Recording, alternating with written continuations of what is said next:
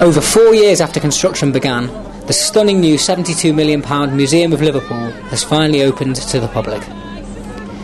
The 8,000 square metre building, the largest purpose-built museum in Britain for over a century, is home to over 6,000 artefacts and hopes to attract 750,000 visitors each year. 6-year-old Finn O'Hare from Mossley Hill performed the ceremonial cutting of the ribbon after the museum agreed to the youngster's cheeky letter asking if he could have the honour.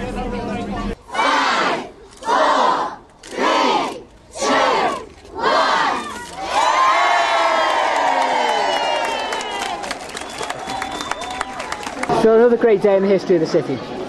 Yeah, it is, and I think it's appropriate that we wanted to open on the 19th of July because that's the centenary of the opening of the Library buildings. Also appropriate because when the Library buildings opened, there was a bit of controversy about people actually not liking it.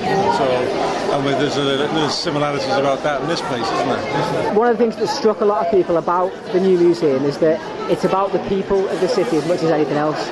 Well, yeah, because what I've been trying to get across to the rest of the media to here today is that it's not just about Liverpool and Scousology, it's about the way the city has played an important part in the development of the UK's history and world history.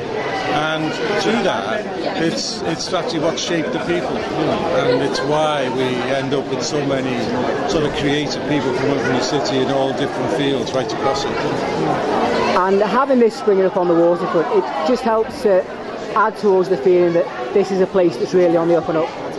Well, yeah, I think so, and I think it's kind of it's another piece in the 08 jigsaw, isn't it? That we see now the waterfront was finished off. When you come across on the ferry, you're landing there and you're seeing, in a sense, old Liverpool, the three graces, the 19th century Liverpool. And then when you start moving up towards here and the Albert Dock and up towards the Convention Centre and Liverpool One, that's the new 21st century.